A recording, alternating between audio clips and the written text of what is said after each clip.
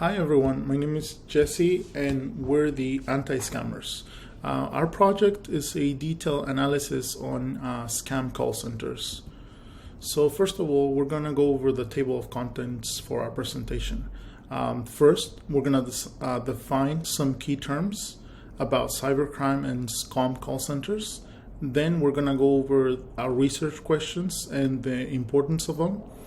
Then we're going to go over our case studies, and finally we're going to do the takeaways. So defining some of the key terms. Some of the questions that we're going to ask is what is cybercrime? What are the most common types of cybercrimes? Who is affected the most by cybercrime? What are some of the numbers, and what are scam call centers? Hello everyone, my name is M. So what is cybercrime? In order to understand what scam call centers are and how they work, we must first define what cybercrime actually is. The cybersecurity firm Avast defines cybercrime simply as any illegal activity carried out using computers or the internet.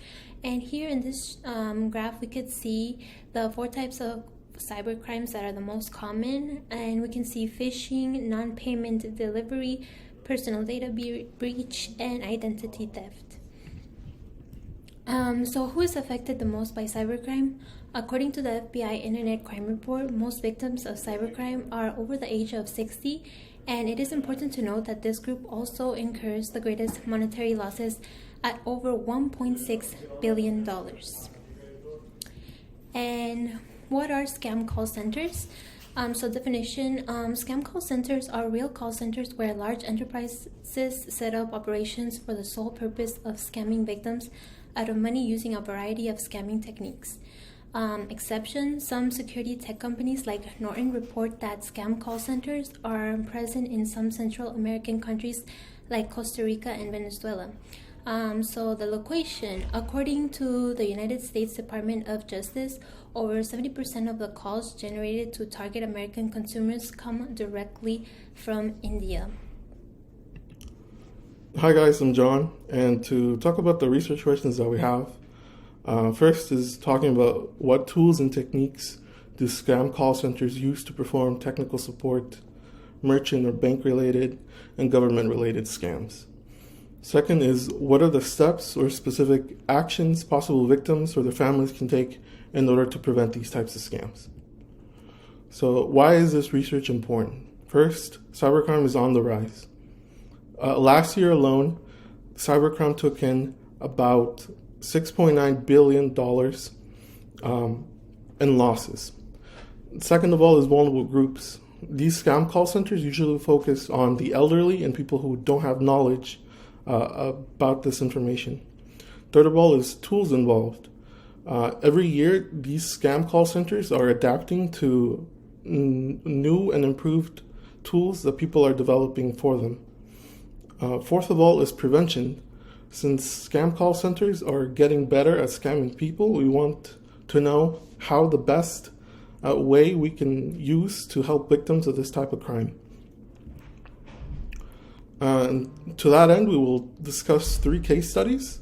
The first of all being government-related scams, specifically focusing on IRS scam calls, targeting immigrants and international students.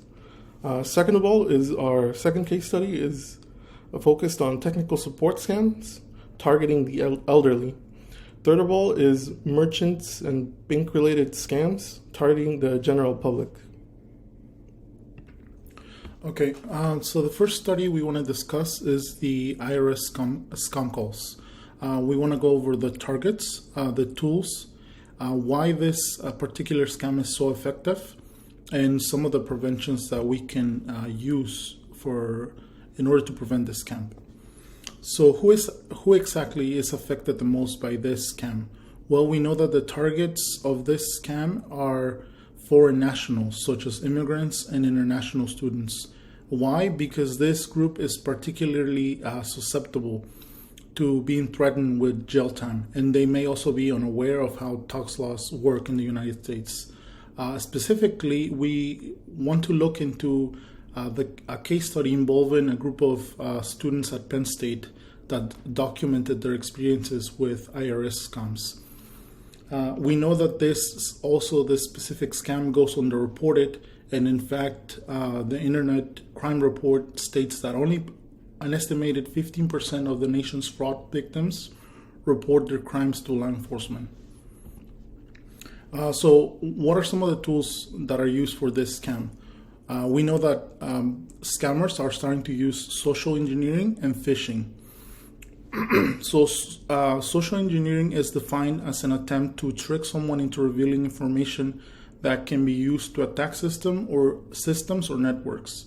So first, scammers will send out an email campaign of hundreds, if not thousands of emails to potentially get information from victims.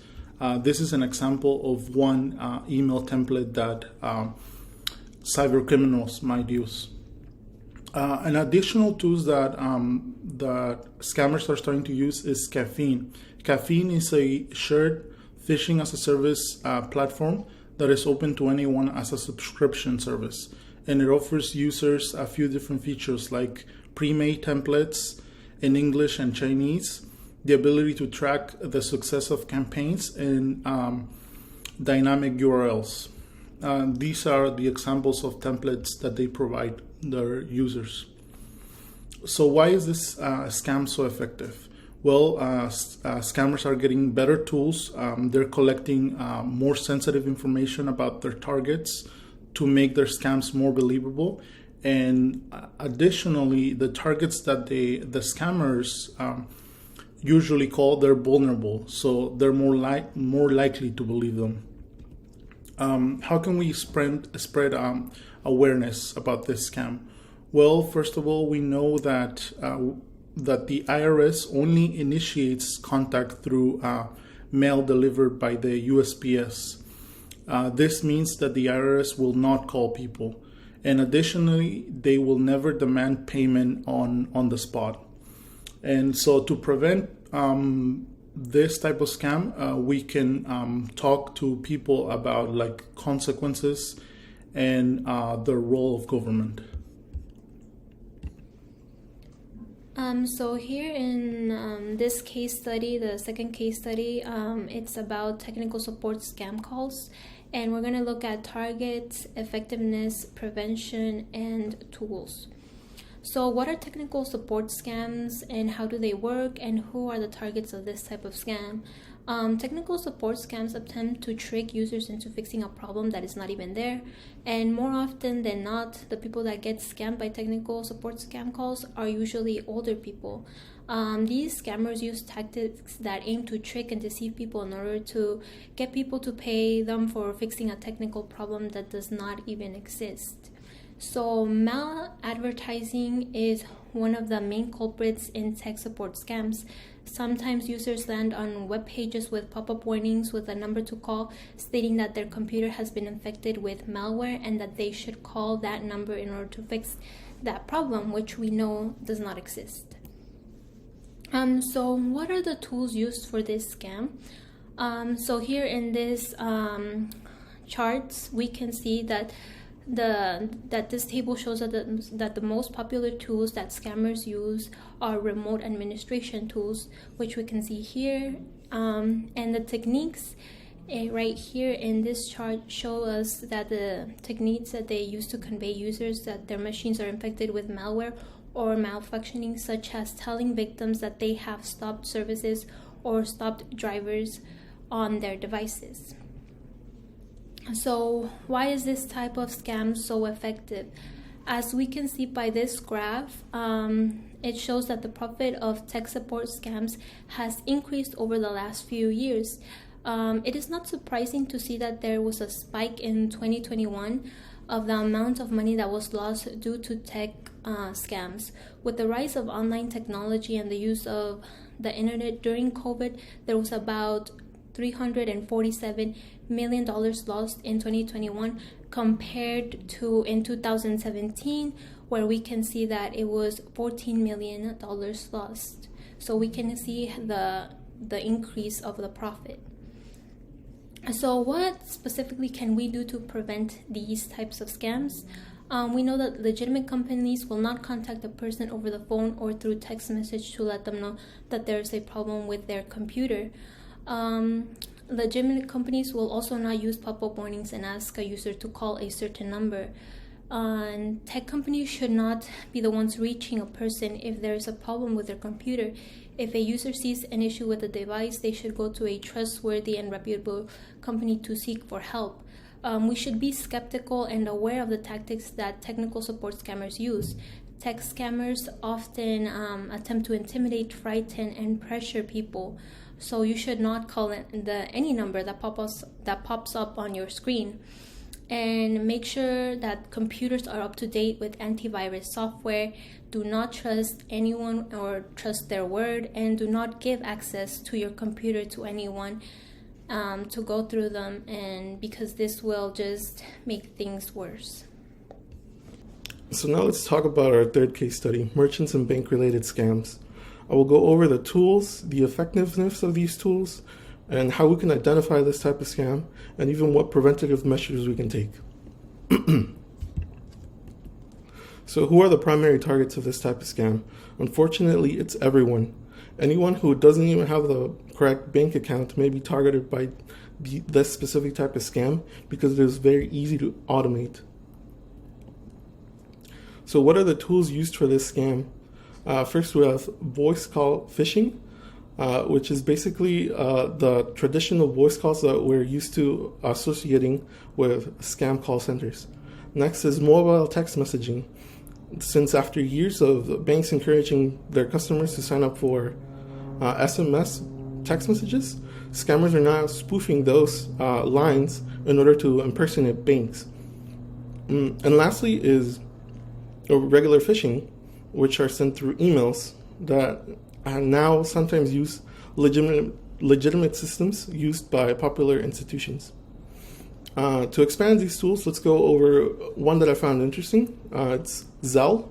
So as of last year, these scammers are taking a new spin on this particular scam involving Zelle by first, as you see here in this image, sending a victim a text message that would normally come from your bank account, telling you or warning you that an identified payment is trying to be validated from your account to another person.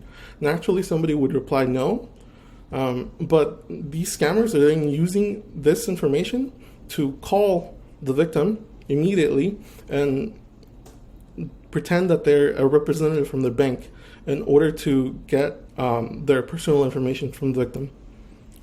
So to go into more detail, first we have the phishing that comes from text messages. That leads into the voice phishing. They gather their personal information and then they cash out using Zelle. Another similar example is PayPal. As PayPal has become one of the most widely used financial institution for payment, scammers are using a feature that PayPal has for sending an invoice from one user to another one. And while these invoices are fraudulent, they come from PayPal services and are incredibly difficult to know that it's a scam from a glance. This only uses first the email phishing to hopefully get a victim to call the line that they have in the actual email. And then it goes through the typical steps we associate with scam call center. So how do we identify these tools? First of all is that there's almost always a sense of urgency or threat that is involved with these scams.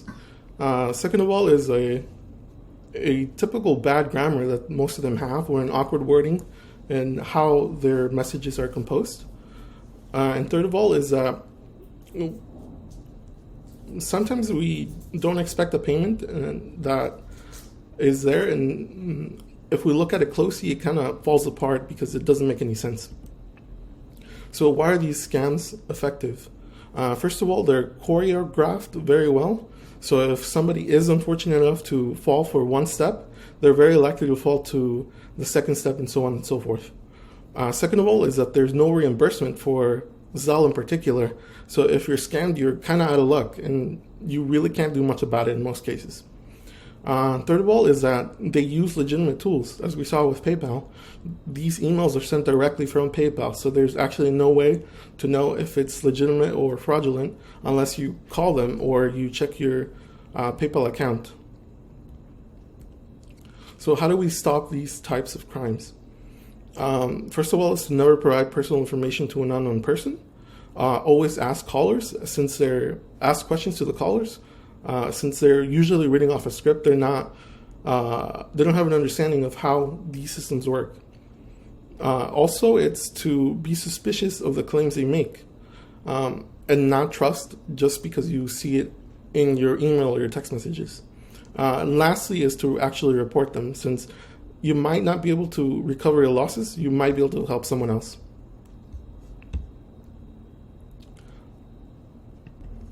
So, what are some of the takeaways that we got from researching these case studies? Well, first of all, is that we have to defend vulnerable people. Most of the scams are perpetrated on groups that are already vulnerable, such as the elderly and immigrants and international students. And we have to spread awareness about these particular scams so that they can understand how they work. Second of all, cybercrime as an industry, and it's growing, and criminals are investing in better tools, in more knowledge, and more people. Finally, the availability of tools is increasing, so tools are becoming easier to find and easier to use. So, calls to action, bank, merchant, and scams. We must press for legislation to force banks and financial institutions to reimburse victims of these scams. Currently, financial institutions such as Zelle have no incentive to stop scammers because they are not held liable for people abusing their systems. For their system. Tech support scams. It is important to maintain antivirus software and to never give control of personal computers without any concrete reason. It is also important to recognize legitimate tech companies and not click links on pop-up warnings or in any email. IRS scams. Government agencies must push awareness campaigns for everyone in the U.S.